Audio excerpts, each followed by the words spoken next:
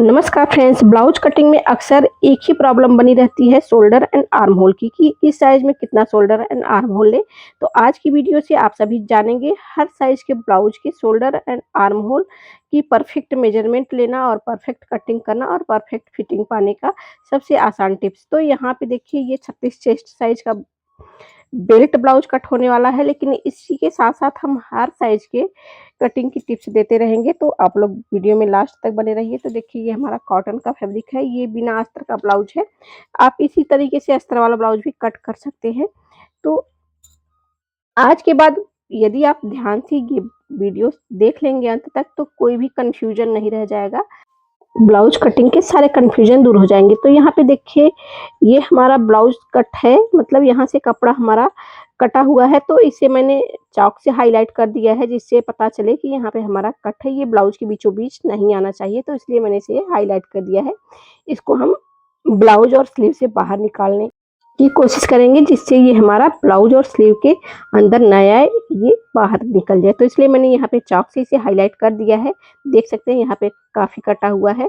तो अब चलिए ब्लाउज की कटिंग स्टार्ट करते हैं। तो यहाँ पे अपने साइज के हिसाब से फोल्ड कर लिया है लंबाई और चौड़ाई। तो 15 इंच हमारा लेंथ है ब्लाउज का, तो हम यहाँ पे 1 इंच सिलाई मार्जिन लेके 16 इंच पर कट करेंगे। तो यहाँ पे देख सकते हैं टोटल लेंथ हम 16 इंच लेंगे। अब यहाँ से हम शोल्डर का निशान लेंगे। तो 16 इंच पर हम यहाँ पे शोल्डर का निशान लेते हैं। यदि आपको फोल्ड करना है इसी में, तो आप आधा इंच से 1 इंच बढ़ा सकते हैं फोल्डिंग के लिए। तो यहाँ पे देखिए शोल्डर का निशान ले लिया है मैंने। अब शोल्डर के लिए सबसे अच्छा टिप्स मैं आप लोग को बताने वाली हूँ, जिससे कि आप किसी भी साइज का शोल्डर और आर्म होल निकाल सकते हैं। तो काफ़ी फिक्स आर्म होल और शोल्डर में निकलेगा और फिटिंग भी काफ़ी परफेक्ट आएगी। तो इस तरह से यदि आप शोल्डर निकालेंगे तो यहाँ पे देख सकते हैं 16 इंच मैंने लंबाई ले ली है। अब हम यहाँ पे चेस्ट का 4th पार्ट प्लस 2 इंच सिलाई मार्जिन का रखते हुए अब यहाँ पे शोल्डर का निशान लगाएँगे। इस तरह से आपको अपने बॉडी पर शोल्डर का नाप लेना है, जितना भी आपके शोल्डर आ रहे हैं। तो यहाँ पे हमारा 14 इंच शोल्डर आया, तो उसमें से 4 इंच माइनस करेंगे। हर साइज़ के लिए आपको 4 इंच माइनस करना है, यदि आप 9 से 12 इंच तक का गला बना रहे हैं पीछे का तो। तो यहाँ पे जितना भी आया उसका हाफ ले लेना है। 4 इंच माइनस करने के बाद हमारा 10 इंच आया, तो उसका मैंने यहाँ पे हाफ ले लिया है। हाफ लेने के बाद यहाँ पे 5 आया है, तो हम यहाँ पे इस तरह से शोल्डर का निशान ले रहे हैं। यहाँ से भी हम 5 इंच पर निशान लगा लेंगे। इसके बाद इस तरह से देखिए पिक्चर में जैसा दिखाया जा रहा है, उसी तरह से आपको आर्म होल का नाप लेना है। जितना भी आएगा उसी हिसाब से आपको राउंड को नापना है। जब भी आर्म होल का शेप देंगे उस राउंडिंग को नापना है। उतना आए तो जानिए कि आपकी कटिंग फिक्स हुई है, तो ही आपकी फिटिंग परफेक्ट आएगी। तो यहाँ पे आर्म होल मैंने 6 इंच लिया है। इसके बाद जब हम आर्म होल का शेप देंगे, तो उसके बाद नापेंगे कि ये हमारा 16 इंच हमारा आर्म होल है, तो 8 इंच आ रहा है या नहीं। तो यहाँ पे चेस्ट का चौथाई लेके 2 इंच सिलाई मार्जिन और यहाँ पे वेस्ट का चौथाई लेके 1 इंच प्लेट्स के लिए और 2 इंच सिलाई मार्जिन का लेते हुए निशान लगा लिया है। अब यहाँ पे फिटिंग वाली लाइन को फिटिंग वाली लाइन से और मार्जिन वाली लाइन को मार्जिन वाली लाइन से मिला देंगे। गले की चौड़ाई का निशान लेंगे 2 इंच और 10.5 इंच हम गले की लंबाई का निशान लगा रहे हैं, क्योंकि गला हमारा 10 इंच रेडी है, तो यहाँ पे हम 10.5 इंच पर निशान लगा रहे हैं और 2.5 इंच नीचे से लेंगे। तो इस तरह से बॉक्स बना लेंगे। इस तरह से यदि आप शोल्डर एंड आर्म होल निकालेंगे, तो किसी भी साइज का बहुत ही अच्छा फिटिंग आता है। फिटिंग को भी मैं लास्ट में दिखाऊँगी आप लोगों को किस तरह की फिटिंग आई थी। तो यहाँ पे कर्व शेप की मदद से हम गले में गोलाई दे देते हैं। देने के बाद यहाँ पे शोल्डर डाउन करेंगे। एक पैर की मार्जिन रखते हुए यहाँ पे हम शोल्डर गले की तरफ नहीं आर्म होल की तरफ डाउन कर रहे हैं। तो यहाँ पे हाफ लेते हुए इस तरह से कर्व शेप से आर्म होल का शेप देंगे।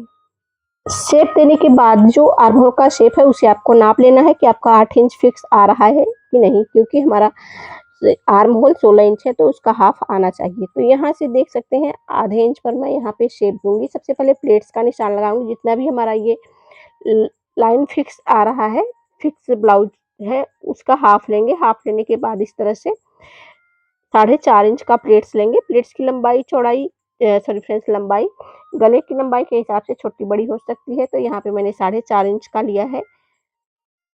लेने के बाद अब साइड में शेप दे देंगे आधे इंच पर। इससे साइड फिटिंग काफ़ी अच्छी आती है।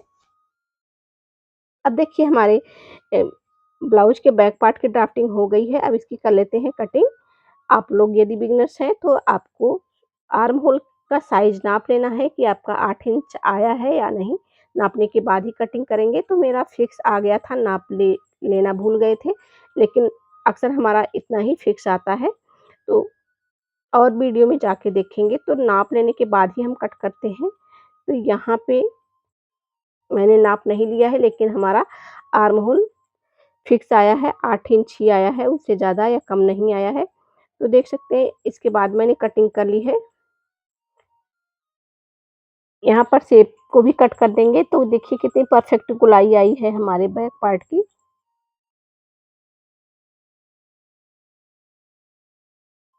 दूसरे साइड भी प्लेट्स लगा लेंगे।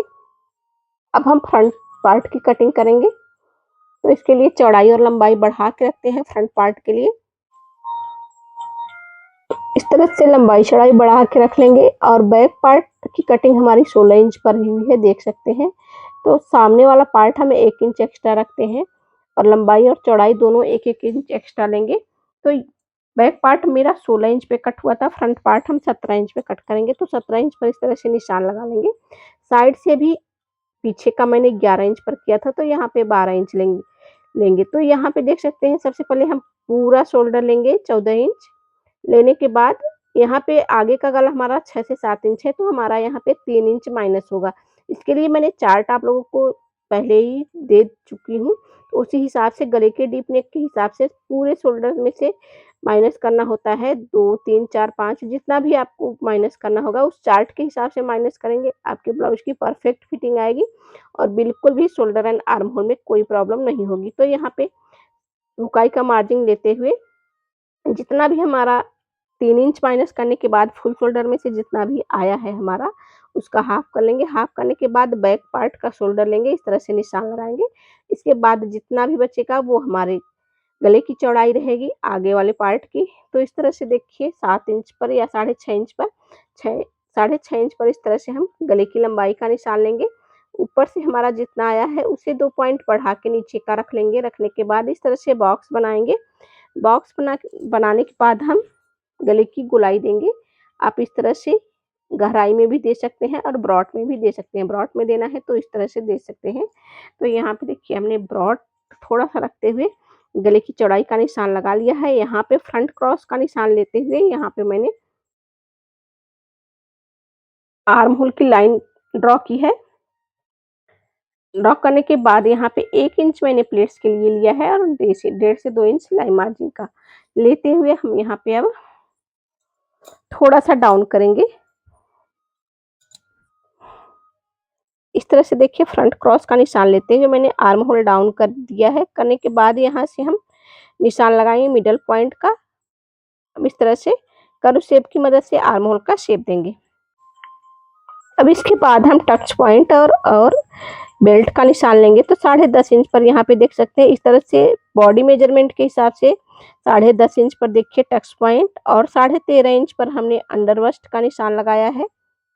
और इसी तरह से लंबाई का भी निशान आप ले सकते हैं। जैसा कि मैंने पिक्चर में दिखाया उसी हिसाब से यदि आप बॉडी मेजरमेंट के हिसाब से निशान लेंगे तो ही परफेक्ट फिटिंग आएगी। तो यहाँ पे देखिए नीचे कमर का चौथाई 2 इंच प्लेट्स के लिए और 2 इंच लाइन मार्जिन रखते हुए इस तरह से निशान लगा लिया है।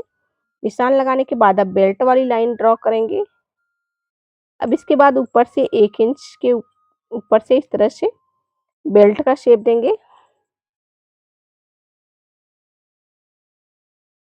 देखिए बेल्ट का लाइन मैंने ड्रॉ कर लिया। थोड़ा-सा कर्व देते हुए इस तरह से नीचे आएँगे। तो ये हो गया हमारे बेल्ट का निशान।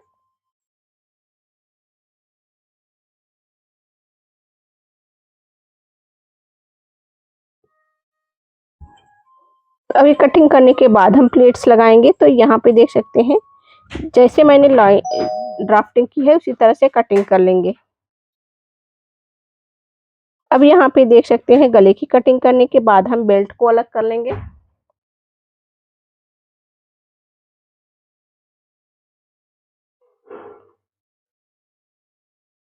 बेल्ट में थोड़ा-सा गहराई देते हुए इस तरह से कट कर लेंगे। तो देख सकते हैं बेल्ट कट हो चुका है हमारा। यहाँ से थोड़ा-सा एक्स्ट्रा जो मैंने कर्व शेप दिया है उतना हम छाँट देंगे। जैसा कि मैंने बैक पार्ट में नीचे की साइड शेप दिया था, हमें फ्रंट में यहाँ पर शेप देना होता है, जिससे हमारे ब्लाउज़ में काफ़ी परफेक्ट फिटिंग आती है। तो यहाँ पे इतना फैब्रिक हमारा बचा है, तो इसी में से हमें स्लीव निकालना है। तो जितना भी लंबाई मुझे मिली है उतने पर पूरा निशान लगा लेंगे। इसके बाद बाइसेप्स का निशान लगाएँगे, 7.5 इंच पर इस तरह से लाइन खींच लेंगे। ये निशान लगाना बहुत ही ज़रूरी है परफेक्ट फिटिंग के लिए। तो यहाँ पे मोहरी का निशान लेंगे स्लीव की फिटिंग का, इसके बाद 1.5 इंच सिलाई मार्जिन। तो यहाँ पे देख सकते हैं 2.5 इंच पर मैंने इस तरह से आर्म होल का शेप देते हुए स्लीव की ड्राफ्टिंग कर ली है। तो यहाँ पे आर्म होल का निशान लगाने के बाद इस तरह से नापेंगे कि आप हमारा आर्म होल कम तो नहीं है। तो इसके बाद हम कर लेते हैं कटिंग। कटिंग करने के बाद थोड़ा बहुत यहाँ पे हमारा जो कम होगा सिलाई मार्जिन के लिए फैब्रिक, तो उसे हम देखिए हमारा कटा हुआ पार्ट इस तरह से वेस्ट फैब्रिक में आ गया है। तो इस तरह से मार्किंग करके आपको भी ध्यान में रखते हुए इस तरह से ब्लाउज़ की कटिंग करनी है। तो ब्लाउज़ की कटिंग हमारी कंप्लीट हो गई है। स्टिचिंग की वीडियो मैंने बहुत सारे चैनल पर अपलोड किए हैं और लाइव स्टिचिंग भी दिखाती हूँ, तो आप लोग जाके विजिट करके देख सकते हैं। तो यहाँ पे देखिए जो फैब्रिक बचा है इसमें हम 1.25 इंच की गले की पट्टी कट करेंगे। जैसा फैब्रिक होता है उसी हिसाब से चौड़ाई रखते हैं ब्लाउज़ की गले की पट्टी का। तो यदि आपका सॉफ्ट और कॉटन का फैब्रिक है तो आप 1 इंच से 1.25 इंच तक रख सकते हैं। यदि आपका सिल्की फैब्रिक है तो आप उसको 1.5 इंच तक रखना होगा। तो इस तरह से कपड़े का ध्यान में रखते हुए आप लोगों को गले की पट्टी कट कर लेनी है। कट करने के बाद आपको गले में पाइपिंग लगाना बताएँगे और ब लास्ट में दिखाएँगे ब्लाउज़ की परफेक्ट फिटिंग किस तरह की आई थी। तो यहाँ पे देखिए कटा हुआ पार्ट है हमारा, ये गले में आया है गले की पट्टी में, तो इसे हम कट करके निकाल देंगे। निकालने के बाद अब इस तरह से तिरछा कट छाँट लेंगे हर पट्टी को। छाँटने के बाद हम अटैच करेंगे तिरछे से, जैसे हम गले की पट्टी अटैच करते हैं उसी तरह से अटैच कर लेंगे। इस तरह से देख सकते हैं दोनों कॉर्नर को विपरीत दिशा में रखना है। एक कॉर्नर हमारा इस साइड रहेगा, एक कॉर्नर उस साइड। तो इस तरह से रखते हुए पूरे गले पट्टी को एक के साथ एक अटैच लेने के बाद हमें जो भी एक्स्ट्रा सिलाई मार्जिन यदि ज़्यादा रख लिए हैं तो उसे आपको निकाल देना है छाँट के। छाँटने के बाद इस तरह से गला पट्टी रेडी करने के बाद हम गले में अटैच करेंगे। तो यहाँ पे डबल सिलाई लगा लेते हैं, नहीं तो खींचकर जब पट्टी हम अटैच करते हैं तो कभी-कभी सिलाई खुलने लगती है। तो इस तरह से डबल सिलाई लगाना होता है। इस तरह से देखिए यहाँ पे सिलाई मार्जिन को छाँट देंगे, जो भी एक्स्ट्रा सिलाई मार्जिन है हमारा।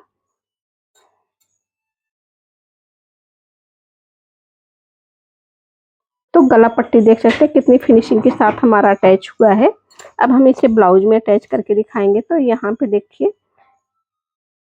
1 से 1.25 इंच की पट्टी हमारी कट हुई है। आधा इंच एक्स्ट्रा बाहर रखते हुए इस तरह से पीछे से एक हाथ हमारा पीछे होना चाहिए, जहाँ पे राउंडिंग हो वहाँ पे इस तरह से मूव कराते हुए हमें अटैच करना है और शोल्डर पट्टी को गले पर थोड़ा-सा ज़ोर से खींचना होगा, जिससे हमारी पट्टी अच्छे से अटैच होगी। यहाँ पे देखिए राउंडिंग जहाँ पे है पीछे से हमें राउंडिंग देते हुए गले पट्टी को अटैच करना है और टाके को हमेशा छोटा रखना है। छोटा रखते हुए हमें इस तरह से गले की पट्टी पूरी अटैच कर लेनी है। नाखून लगा के इस तरह से प्रेस कर लेंगे। इसके बाद हम डबल फोल्ड करते हुए इस तरह से गले पाइपिंग पट्टी का शेप देंगे। पहले एक बार सिंगल फोल्ड करेंगे, सिलाई मार्जिन को कवर करेंगे, फिर दोबारा से हम इसे डबल फोल्ड करते हुए अपनी पसंद के हिसाब से मोटी पतली पाइपिंग का शेप देते हुए हमें पूरे पाइपिंग पट्टी को रेडी कर लेना है। तो इस तरह से हमारी ब्लाउज पूरी रेडी हो जाएगी। तो स्टिचिंग का डिटेल मैंने नहीं दिखाया है, स्टिचिंग की कई वीडियो मैंने अपलोड की है, तो आप लोग स्टिचिंग ब्लाउज की देखनी है तो आप लोग विजिट करके देख सकते हैं। तो पाइपिंग पट्टी बनने के बाद आपको दिखाएंगे फाइनल लुक हमारे ब्लाउज का कैसा आया था। तो उम्मीद है कि आज की वीडियो आप लोगों को पसंद आई होगी, ब्लाउज की कटिंग समझ में आई होगी। वीडियो थोड़ा-सा भी हेल्पफुल लगा हो तो वीडियो को एक लाइक ज़रूर दीजिएगा। चैनल पर पहली बार आएँ तो चैनल को भी सब्सक्राइब कर लीजिएगा और बेल आइकन को भी ज़रूर प्रेस करिएगा, जिससे आने वाली हर वीडियो की नोटिफ़िकेशन आप लोगों तक पहुँचती रहे। तो ये रहा हमारे ब्लाउज का फाइनल लुक। वीडियो में लास्ट तक बने रहने के लिए आप सभी का दिल से धन्यवाद।